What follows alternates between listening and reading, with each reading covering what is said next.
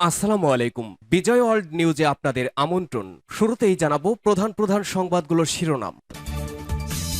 দখলদার ইসরায়েলি বাহিনী ও ফিলিস্তিন পুরোদমে যুদ্ধ চলছে, জানিয়ে দেবো আমাদের হাতে থাকা সর্বশেষ গুরুত্বপূর্ণ আপডেট আন্তর্জাতিক সংবাদ। শুরুতেই ইসরায়েল ফিলিস্তিনের ভয়াবহ যুদ্ধের সংবাদ জানিয়ে দেব। জাবালিয়া ও রাফাই চলছে ভয়াবহ সংঘাত, আরো 2 সেনার মৃত্যুর কথা স্বীকার করল ইহুদিবাদী ইসরায়েল।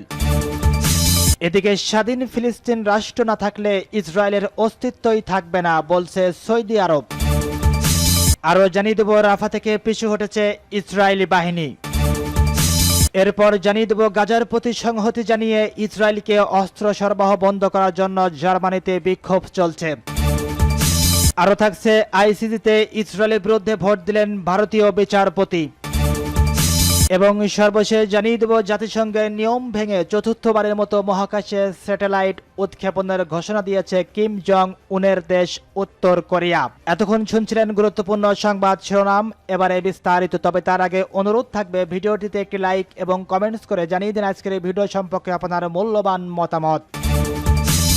জাবালিয়া ও রাফাই চলছে ভয়াবহ সংঘাত, আরো 2 সেনার মৃত্যুর কথা স্বীকার করল ইহুদিবাদী ইসরায়েল। অবরুদ্ধ গাজা উপত্যকার ঘনবসতিপূর্ণ রাফা শহরে ইহুদিবাদী ইসরায়েলের আরো 2 সেনা নিহত হয়েছে বলে স্বীকার করেছে দখলদার সরকার। গতকাল রোববার ইসরায়েলের বর্বর বাহিনী এক বিবৃতির মাধ্যমে এ তথ্য জানিয়েছে। নিহত 2 সেনার নাম স্টাফ সার্জেন্ট বেতজালেল জিফি কোভাস এবং স্টাফ সার্জেন্ট সাহার সুদাই। দুজনের বয়স 20 ও 22 বছর। এরই মধ্যে বেতজালের গত 22 মে উত্তর গাজার বেইত হানুন এলাকায় হামাসের হামলায় আহত হয়েছিল। ওই দিন হামাসের হামলায় ইসরায়েলের আরো 3 সেনা নিহত হয়েছিল। অন্যদিকে সাহার সুদাই গতকাল উত্তর গাজায় নিহত হয়েছে। এছাড়া গাজার দক্ষিণাঞ্চলে গতকাল আরেক রিজার্ভ সেনা মারাত্মকভাবে আহত হয়।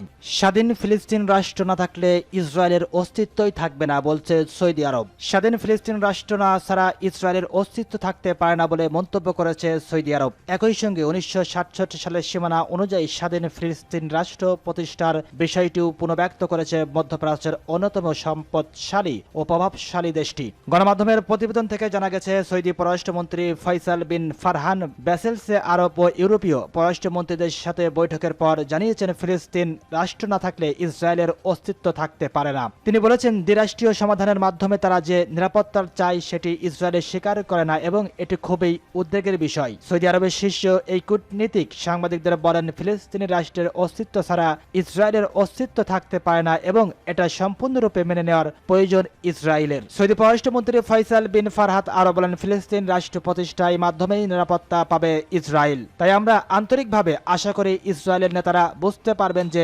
আন্তর্জাতিক সম্প্রদায়ের সাথে মিলে কাজ করাটা তাদের স্বার্থেই ভালো। আর সেটি শুধুমাত্র ফিলিস্তিনি কর্তৃপক্ষকে শক্তিশালী করাই নয়, বরং 1967 সালের সীমানা অনুযায়ী একটি ফিলিস্তিন রাষ্ট্র প্রতিষ্ঠা করা। এর আগে চলতি বছরের ফেব্রুয়ারিতে স্বাধীন ফিলিস্তিন রাষ্ট্রকে স্বীকৃতি না দেওয়া পর্যন্ত তারা ইসরায়েলের সঙ্গে কোনো সম্পর্ক স্থাপন করবে না বলে জানিয়ে দেয় সৌদি আরব। সূত্র আল জাজিরা।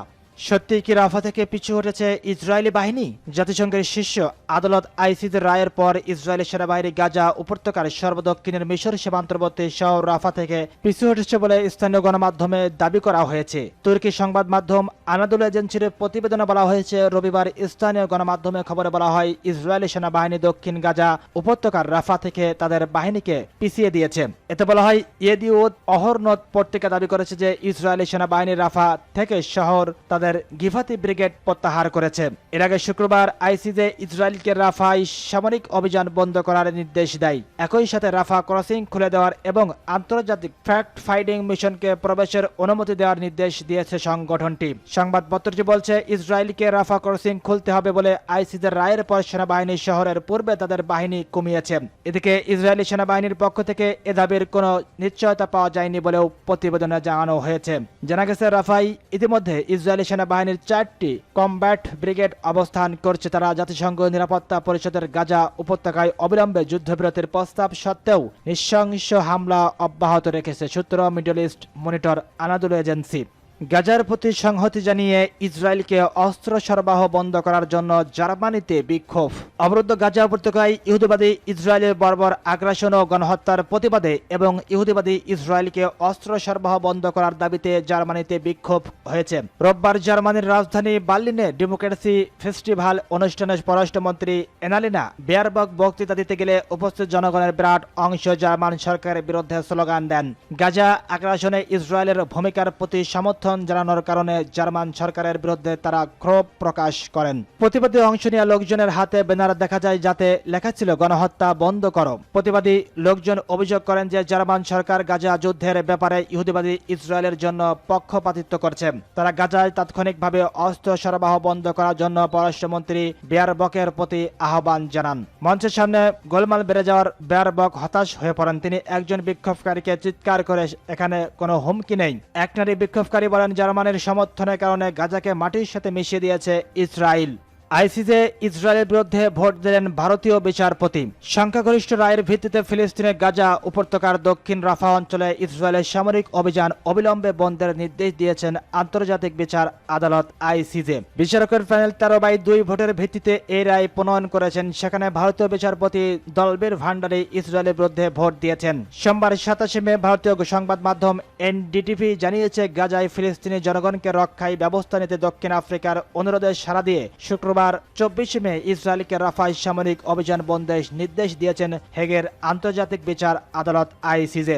আইসিজের 15 জন বিচারকের প্যানেলের 13 জন বিচারপতি ইসরায়েলের বিরুদ্ধে ভোট দিয়েছেন। শুধু উগান্ডা ও ইসরায়েলকে বিচারক এ রায়ের বিরোধিতা করেছেন। পক্ষে ভোট দেওয়ার মধ্যে একজন হলেন ভারতীয় বিচারপতি দলবীর ভান্ডারী। বিচারপতি ভান্ডারী 2012 সাল থেকে আন্তর্জাতিক আদালতে বিচারপতি হিসেবে দায়িত্ব পালন করেছেন। 1947 সালে রাজস্থানের যোধপুরে জন্মগ্রহণ করেন তিনি। 2014 সালে পদ্মভূষণ সহ অসংখ্য পুরস্কারে ভূষিত হয়েছেন ভান্ডারী। এর আগে 2022 সালে ইউক্রেনের সেনা অভিযান নিয়ে আন্তর্জাতিক অপরাধ আদালতের রাশিয়ার বিরুদ্ধে ভোট দিয়ে আলোচনায় এসেছিলেন ভান্ডারী। এদিকে রাফায় অভিযান বন্ধ নিয়ে 24 মে দেওয়া নির্দেশে আইসিজে উল্লেখ করেছে ইসরায়েলকে অবশ্যই নির্ভরযোগ্য কর্তৃপক্ষের সঙ্গে সংশ্লিষ্ট যে কোনো তদন্তকারী সংস্থাকে গণহত্যার অভিযোগ তদন্তের উদ্দেশ্যে গাজায় নিরবিচ্ছিন্ন যাতায়াত সুবিধা দিতে হবে। আইসিজের রায় পড়ে শোনানোর সময় সংস্থাটির প্রেসিডেন্ট নওয়াব সালাম বলেছেন আদালত ইসরায়েলকে গাজার সর্বশেষ পরিস্থিতির উন্নতির জন্য পদক্ষেপ নেওয়ার নির্দেশ দেওয়ার পর থেকে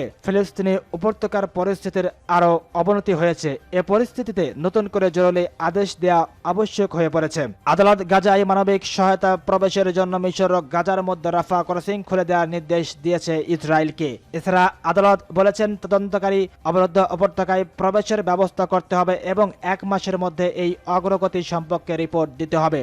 জাতিসংঘের নিয়ম ভেঙে উত্তর কোরিয়ার ঘোষণা। চতুর্থবারের মতো মহাকাশে স্যাটেলাইট উৎক্ষেপণের ঘোষণা দিয়েছে কিম জং উনের দেশ উত্তর কোরিয়া। 27 মে থেকে 4 জুনের মধ্যে মহাকাশে স্যাটেলাইট উৎক্ষেপণ করা হবে বলে জানিয়েছে দেশটি। ইতিমধ্যে স্যাটেলাইট প্রেরণের বিষয়টি প্রতিবেশী দেশ জাপানকে নিশ্চিত করেছে পিয়ংইয়ং। এর আগে গেল বছরের নভেম্বর 3 বার চেষ্টার পর কক্ষপথে গোয়েন্দা স্যাটেলাইট উৎক্ষেপণ করতে সক্ষম হয় উত্তর কোরিয়া। জাপানের কোস্টগার্ডের বরাত দিয়ে সংবাদ মাধ্যম আল জাজিরা জানিয়েছে রোববার মধ্যরাত থেকে পরের সপ্তাহে সোমবার পর্যন্ত 8 দিনের একটি টাইম পিরিয়ড শুরু করেছে উত্তর কোরিয়া। এই সময়ের মধ্যে মহাকাশে স্যাটেলাইট উৎক্ষেপণ করা হবে। এ লক্ষ্যে কোরীয় উপদ্বীপ এবং ফিলিপাইনের লুজন দ্বীপের কাছে 3টি সামুদ্রিক বিপজ্জনক অঞ্চলকে সতর্ক করেছে পিয়ংইয়ং। বলা হয়েছে উল্লেখিত অঞ্চলগুলোতে উপগ্রহ বহনকারী রকেটের ধ্বংস অবশেষ পড়তে পারে। এদিকে পিয়ংইয়ং এর ঘোষণায় পর নিজেদের মধ্যে আলাপ আলোচনা করেছে জাপান, যুক্তরাষ্ট্র এবং দক্ষিণ কোরিয়া।